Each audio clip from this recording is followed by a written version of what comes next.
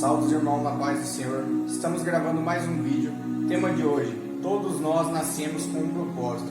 Irmãos, por mais que na maioria das vezes, em algum momento da nossa vida, a gente se encontra numa situação de angústia, de sofrimento e pensa: por que eu nasci? Qual o propósito de eu estar aqui nesse mundo? Para onde eu vou? O que eu devo fazer? Eu não devia nem ter nascido. E essas angústias muitas vezes corroem nossos corações. Só que eu tenho uma notícia para você hoje. Todos nós nascemos com um propósito. E eu vou estar te explicando através da palavra bíblica. Se encontra em Êxodo capítulo 2. Semana passada, vídeo passado eu comentei sobre as crianças de Israel que estavam nascendo bastante e o faraó estava preocupado, com medo daquela nação tomar o seu reinado. Então, o que acontece? O rei, explicando um pouquinho antes de entrar no capítulo 2, o rei, ele ordena que as mulheres, os soldados, fossem até a vila e pegassem todos os filhos nascidos homens e jogassem no rio. Toda criança que nascesse homem devia ser jogada no rio, para que não se multiplicasse a linhagem de Israel. Só que no meio disso tudo, nasceu uma criança onde sua mãe decide colocar ele num cesto e soltar ele no rio, porque ela sabia que se ele ficasse lá, ele ia ser morto. Mas se ela soltasse no rio, ia estar nas mãos de Deus. Deus ia destinar o futuro daquela criança. Então a mãe pega aquela criança, chamada Moisés, como vai ser chamada mais para frente, coloca Moisés no cesto, solta ele no rio e fala: Senhor, está em suas mãos. E aquela criança sai no rio e vai parar, sabe aonde? Nos pés da rainha, da filha de Faraó.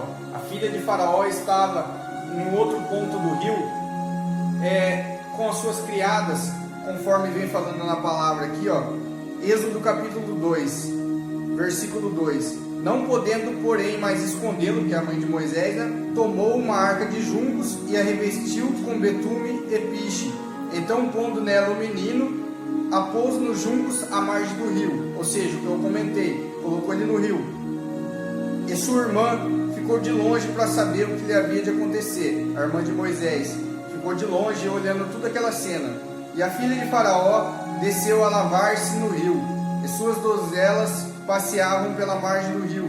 Então ela viu a arca no meio dos juncos e enviou a sua criada, que a tomou. Então, o que acontece? A filha de Faraó estava tomando banho. Quando ela vê aquele berço, aquele recipiente que estava a criança se aproximando, uma pequena arca, feita de junco, se aproximando. Aí ela pede para as criadas dela pegar, e quando elas vê, se trata de um menino, que é o Moisés, e ela se encanta com a beleza daquela criança. Ela fica maravilhada e ela decide criar aquela criança. E conforme lemos aqui, a irmã de Moisés estava vendo toda a cena de longe. A irmã de Moisés, a Miriam, que é o nome dela, viu a sua mãe colocando ele no rio e ela ficou seguindo para ver onde ia parar. E ela viu toda aquela cena e ela foi esperta. Por quê? A filha de Faraó gostou da criança e decidiu adotá-la, só que precisava de alguém para amamentar a criança. Então a Miriam nesse momento aparece e fala para a rainha, para a princesa, que conhece uma das hebreias, que teve filho recentemente e que consegue amamentar ele. Então a filha de Faraó decide que ela poderia chamar aquela mulher, e aquela mulher justamente era a mãe de Moisés. Então, para você ver que interessante, a mãe de Moisés colocou ele no rio e teve o privilégio ainda, tempos depois, de poder cuidar de seu filho, de crescer. É lógico que a princesa não sabia que aquela lá era a mãe legítima de Moisés, mas essa situação ficou assim. E vem falando na passagem que Moisés foi cuidado com tanto carinho. Em meio a tantas crianças que morreu, Moisés foi crescendo. Moisés foi se desenvolvendo naquele lugar. Moisés foi um homem que teve bastante recursos financeiros, teve uma boa educação. Então Deus tinha um propósito muito grande na vida de Moisés. Mas aí a gente para pensar: se todos nós temos um propósito, se todos nós nascemos com um propósito, por que as outras crianças morreram e Moisés ficou vivo?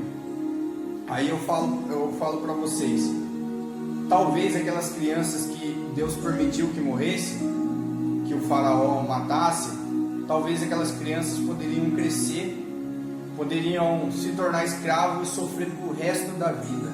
Mas Deus decidiu levar elas antes. Então tem coisas que a gente nunca vai compreender, é a forma de Deus agir. Muitas das vezes a gente vê desastres que acontecem e fala assim, meu Deus, por que Deus permitiu isso?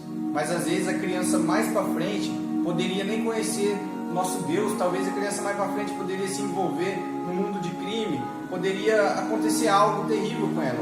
Então muitas das vezes Deus tira as pessoas antes, Deus permite que as pessoas se partem para que possa ocorrer as coisas lá para frente. Mas Deus, quando ele decide que você tem algo grande na vida para fazer, Ele vai intervir. Como assim? Se você tem um propósito e você está andando nos caminhos do Senhor, esse propósito vai ser realizado. Mas aí a gente para pensar assim, poxa, eu estou vivendo uma vida amargurada, uma vida de sofrimento, e até agora Deus não cumpriu o meu propósito.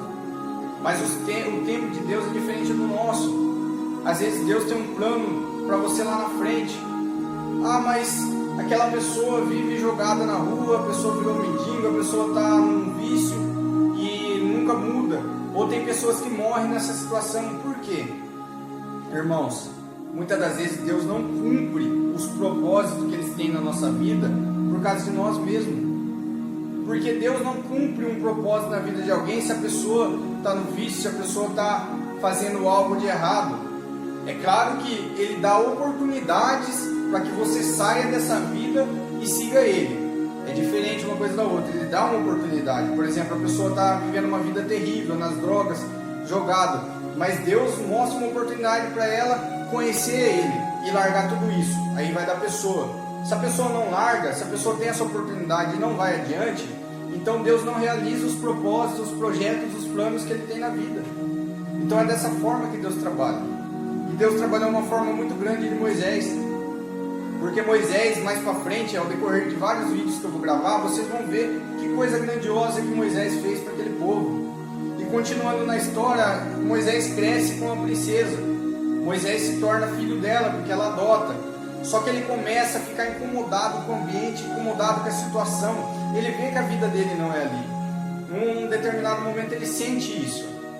E ele começa a ver o sofrimento dos seus irmãos escravos lá, e aquele povo do Egito judiando, maltratando, machucando aquele povo. Aquilo começa a corroer ele, onde ele vai e faz algo terrível, onde Moisés vai e mata um egípcio que estava maltratando o povo hebreu, o que era escravo. E Moisés subiu uma ira tão grande que ele não suportava mais ver sofrimento. Então ele vai lá e mata um egípcio. E nesse momento Moisés tem que fugir. Tem que fugir porque o faraó fica sabendo e o faraó manda matar Moisés. E Moisés foge, sem direção, sem saber para onde ia. Onde Moisés chega numa cidade chamada Midian. E Moisés naquela cidade encontra 7 mulheres pegando água no poço. E vem falando na passagem que alguns homens foram lá perturbar e Moisés defenderam aquelas mulheres. Defenderam aquelas mulheres, onde ela foi convidar Moisés para comer um pão na casa de seu pai, chamado Jetro. E Moisés começa a ter um convívio com aquelas pessoas. Moisés começa, a partir dali, ter uma nova vida, onde ele acaba se casando com a Zípora, uma das filhas de Jetro, onde ele conhece nessa cidade. Então a gente vê que Deus tinha um propósito na vida de Moisés. Deus permitiu tudo isso, mas tudo estava se encaixando para realizar seu propósito. E nos vídeos que eu vou gravar depois, vocês vão ver que esse propósito não parou por aqui. Eu apenas mostrei que Deus permitiu que Moisés ficasse salvo porque ele tinha um propósito. Mas vocês vão ver ao decorrer dos vídeos que vai ter mais coisas ainda. Moisés não foi morto porque ele tinha um propósito. Só que Deus mais para frente vai chamar ele para cumprir esse propósito, que é aquilo que eu estava falando para vocês. Você vai viver um tempo da sua vida do seu jeito. Você vai viver um tempo da sua vida sem saber se você está naquele lugar ou não, sem saber com aquele sentimento de saber se está no lugar correto ou não. Vai ter momentos assim, mas Deus mais para frente vai te mostrar o propósito que Ele tem na sua vida. Pode ter certeza. Se você não está nos caminhos do Senhor, Deus vai te dar uma oportunidade para você estar. Se você está no caminho do Senhor e não aconteceu nada ainda, é porque não chegou o tempo. Assim como o de Moisés não tinha chegado ainda. Por isso que ele estava naquela cidade. Então Deus tem vários propósitos na nossa vida. Moisés se casou com uma mulher que talvez ele nunca poderia ter conhecido se ele estivesse no Egito. Então Deus age dessa forma. Vamos aguardar em Deus, vamos esperar nele, que eu tenho certeza que Deus vai realizar os propósitos. Não se sinta mal, sinta que você é algo especial para Deus. Sinta que você tem o seu amigo ali, que é o Deus que pode estar falando com você a todo momento, dentro do seu coração, através de oração. Então, não se sinta abatido. Você tem um propósito, eu tenho um propósito. Vamos estar no caminho do Senhor para que Ele possa realizar isso. Amém? Que Deus abençoe a cada um de vocês.